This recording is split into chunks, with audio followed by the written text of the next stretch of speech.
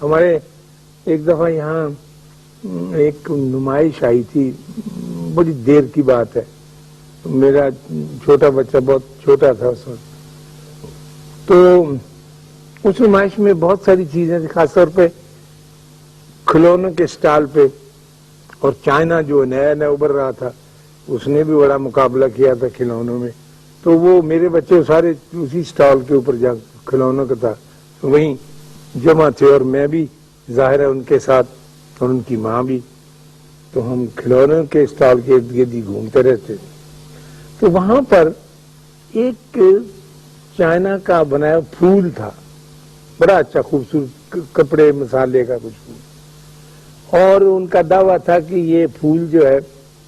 یہ رات کے وقت روشنی دیتا ہے، اس کو اندھیرے میں رکھو تو میرے چھوٹے بیٹے نے کہا کہ ابو یہ پھول تو خریدنا، وہ بہت متجسس ہو رہا تھا،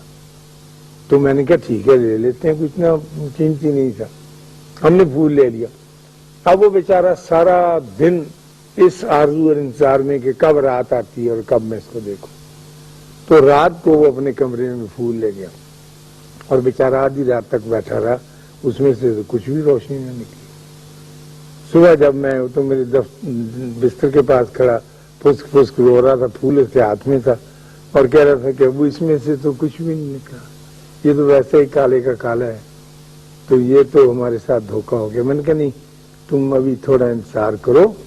اور صبر کی کیفیت پیدا، اس میں سے کچھ ہوگا۔ جب انہوں نے دعویٰ کیا تو میں نے وہ پھول اس سے لے لیا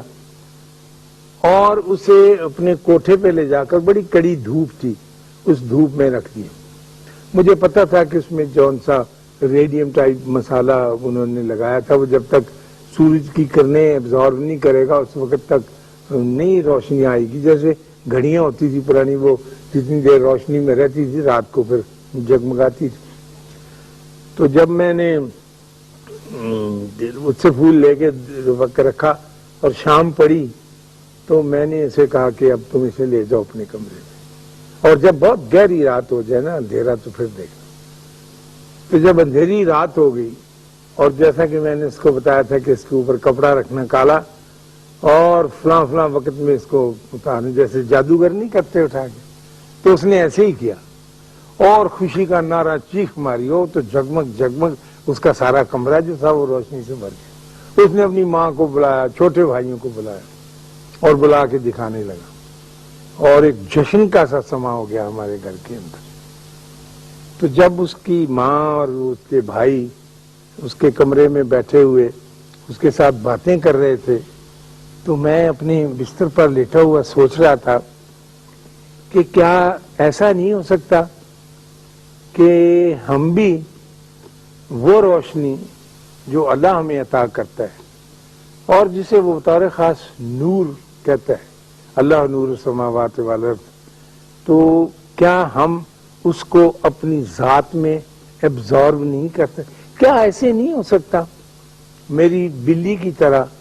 کہ میں اپنی ساری چیزیں اس کی روشنی میں رکھ دوں، جیسے میں نے وہ پھول چھت پہ رکھا تھا تاکہ وہ روشنی کر لے؟ میری شادی، میری ملازمت، میری زندگی، میری صحت، میرے بچے، میرے عزیز و اقارب، میرے رشتہ دار، حتیٰ کہ میں اپنا ملک بھی اٹھا کے، جسے بڑی محبت اور محنت کے ساتھ بڑی قربانیاں دے کر ہم نے آزادی دلوائی ہے، اس کو بھی اٹھا کر میں اس روشنی کے اندر رکھ دوں، اور پھر یہ سارے دن رات اسی طرح جگمگاتے رہیں جیسے میرے بچے کا وہ پھول رات کے اندھیرے میں جگمگایا تھا۔ لیکن مجھے افسوس ہے کہ ہم کو ظلمات سے اتنا پیار ہو گیا ہے، کسی وجہ سے ہوا ہے۔ میں یہ الزام اپنے آپ پہ بھی نہیں لیتا، آپ کو تو میں خیر کیسے دے سکتا ہوں کہ اندھیرے سے اتنا پیار کیوں ہے اور ہم اندھیرے کی طرف کیوں مائل ہیں۔ اور جب اللہ بار بار کہتا ہے، وعدہ کرتا ہے کہ میں تم کو ظلمات سے نور کی طرف لانا چاہتا ہوں، تم ظلمات سے نور کی طرف آؤ، اور جن کی اذہان اور روحیں بند ہیں وہ روشنی کی طرف نہیں آئیں گے، تو ایسے ہو نہیں پاتا۔ آرزو یہ رہتی ہے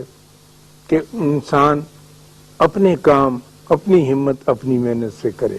انسان اپنے کام اپنی ہمت اور اپنی محنت سے اسی حد تک کرے جس کا وہ مکلف ہے، یعنی جس کی وہ تکلیف اٹھا سکتا ہے، لیکن اندھا کو بھی کچھ نہ کچھ ذمہ داری عطا کرنی چاہیے۔